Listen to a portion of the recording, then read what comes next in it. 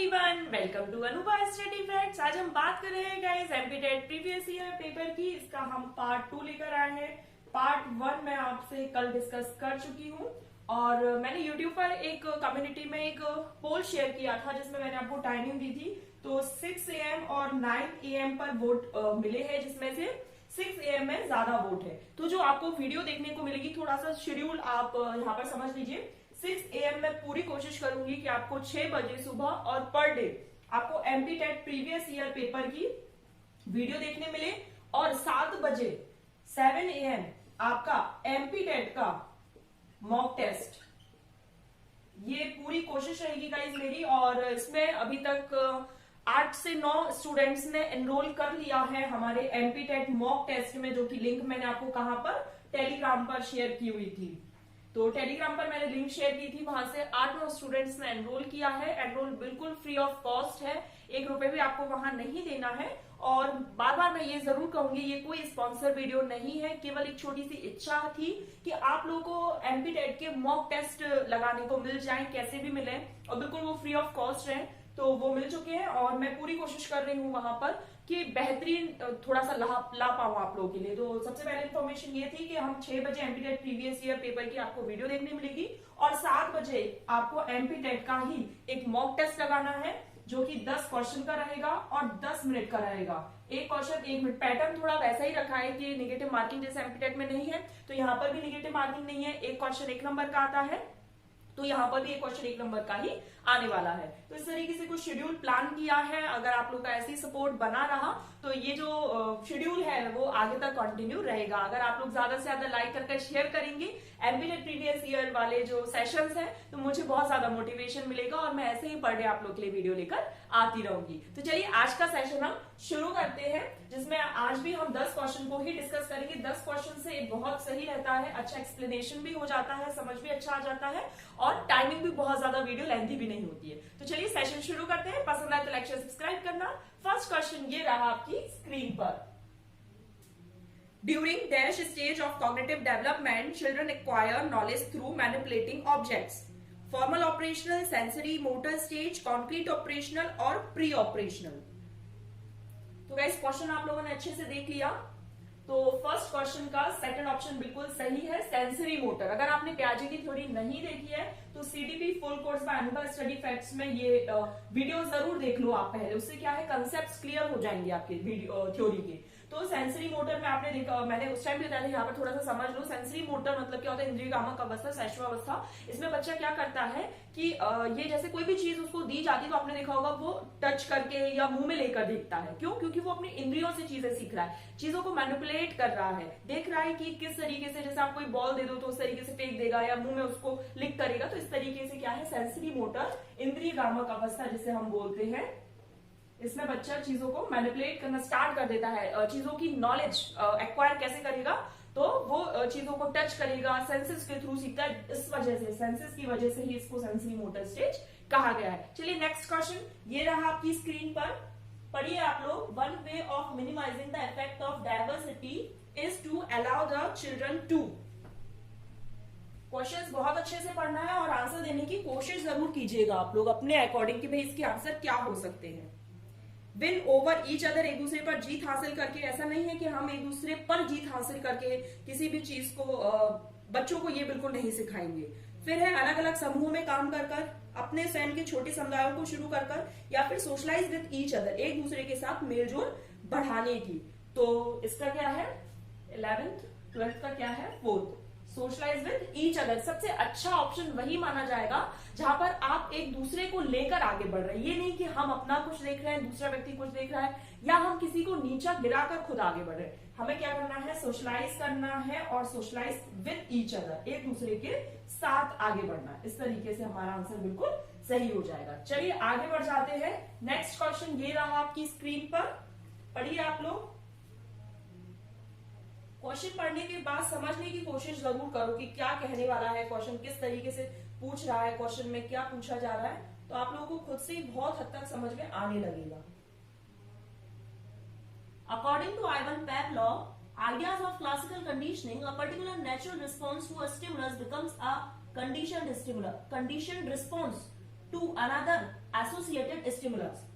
अब इसमें क्या है, आपने अगर पेवलॉव की क्लासिकल कंडीशनिंग, मैंने एक एमपीटेट की प्रीवियस ईयर पेपर में इसको शॉर्ट में समझा दिया था कि किस तरीके से होता है। तो ऑप्शंस हैं, children responding to the bell at school to indicate recess and associate it to happiness. देखिए हमारा आंसर यही हो गया। अब हम इसको थोड़ा सा समझ लेते हैं कि ये हमारा आंसर कैसे हो रहा है।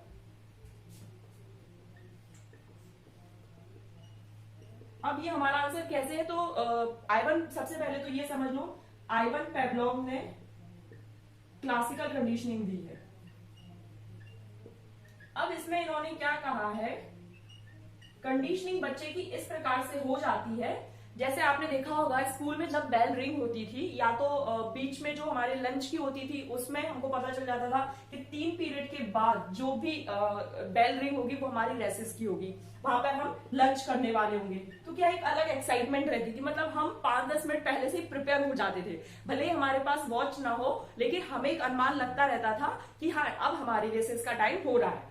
फिर उसके बाद हम जैसे हमारी क्लास फिर से स्टार्ट हुई, लंच के बाद फिर से क्लास हो गई, जैसे 4 पीरियड्स फिर से है, तो अब छुट्टी 4th पीरियड में जो लास्ट पीरियड रहता था उसमें भी हमें टाइम की जरूरत नहीं रहती थी।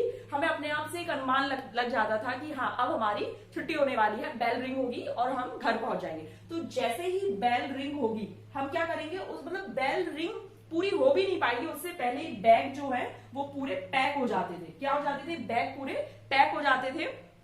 और हम एक हैप्पीनेस जो इस क्वेश्चन में दिया गया है वो किस वजह से है, क्योंकि हम जो है इस तरीके से रिस्पॉन्स करने लगते हैं। हमें चीजें पता है कि अब ये वाली जो बेल रिंग हुई है ये हमारे अब हम घर पर जाने वाले हैं या अब हमारी छुट्टी होने वाली है, तो अब हमें बैग पैक करना है। तो वो जो हैप्पीनेस है वो आइवन पेवलॉव ने इसी तरीके से यहाँ पर बताया हुआ है कि जैसे डॉग पर इन्होंने एक्सपेरिमेंट किया था, तो सबसे पहले जैसे फूड दिया, फूड से सलाइवेशन हुआ, ठीक है, फिर इन्होंने बेल रिंग की तो सलाइवेशन नहीं होगा, लेकिन फूड प्लस बेल को जब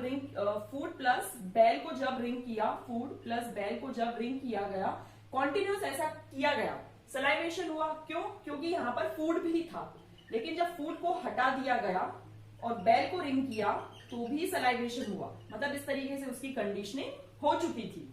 आई होप आपको यहाँ पर समझ आया हो। मैं और भी जहां पर भी इस तरीके से क्वेश्चंस आते हैं तो उन्हें शॉर्ट में समझाने की कोशिश करूंगी। इससे पहले भी आइवन पेवलॉव पर एमपीटेट जो 18 फरवरी वाला हमने सेशन करा उसमें भी पूछा गया था, तो मैंने वहां पर भी आपको एक्सप्लेन किया हुआ था। चलिए नेक्स्ट क्वेश्चन ये रहा आपकी स्क्रीन पर।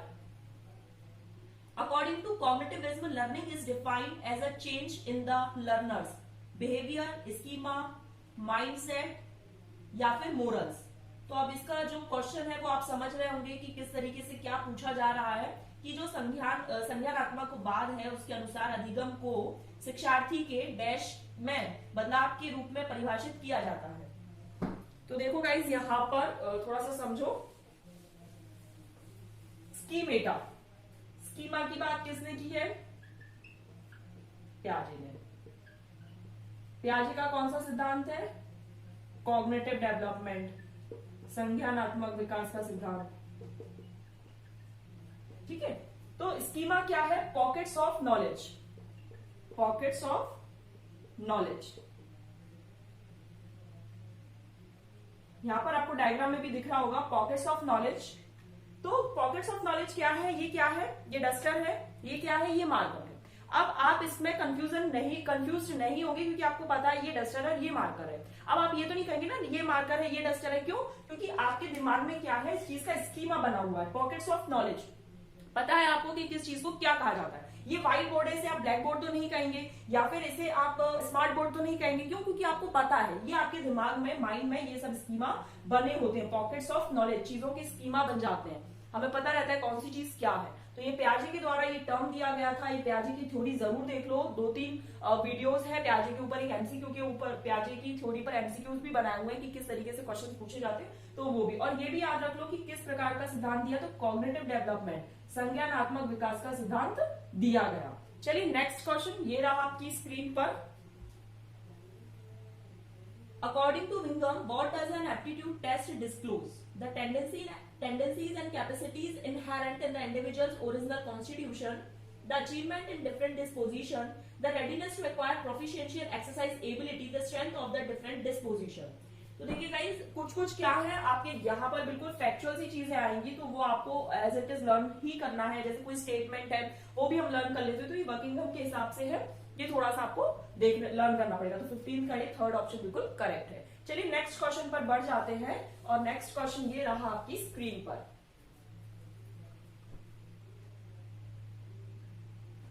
A child was taught to be afraid of cobra। बच्चे को कोबरे से डरना सिखाया गया, अब वह सभी सांपों से डरने लगा है। तो यहाँ पर ये कौन सा अधिगम का सिद्धांत है? Reinforcement, spontaneous recovery, stimulus generalisation और स्टिमुलस डिस्क्रिमिनेशन। तो ये वापस से कौन सा? आइवन पेवलोव का ही है। 16th का क्या है? Stimulus generalisation. थोड़ा सा अब इसको समझ लेते हैं। जनरलाइज मतलब सामान्यीकरण। जैसे व्हाइट फेदर का कोई भी टॉय है, अगर एक टॉय से बच्चा डरने लगा है तो व्हाइट फेदर से रिलेटेड और कोई भी चीज है, जैसे बच्चा खरगोश से डर रहा है, व्हाइट खरगोश से डर रहा है, तो वो क्या होगा? सभी प्रकार के जो फर, सफेद फर वाले जितने भी टॉयज होंगे, बच्चा उनसे डरने लगेगा, तो वो जनरलाइज हो गया, सामान्यीकरण हो गया, जैसे इस क्वेश्चन में पूछा गया है। फिर उसके बाद है कि स्टिमुलस डिस्क्रिमिनेशन क्या होता है? स्टिमुलस डिस्क्रिमिनेशन विभेद कर पाना, डिस्क्रिमिनेशन विभेद कर पाना, विभेदीकरण, विभेद कर पाना। ठीक है, ऐसा नहीं होगा कि भाई कोई व्हाइट चीज है उससे डरना स्टार्ट हो गया तो वो हर व्हाइट चीज से ही डरता रहेगा। स्पॉन्टेनियस रिकवरी क्या होती है? स्पॉन्टेनियस रिकवरी को थोड़ा सा समझ लेते हैं।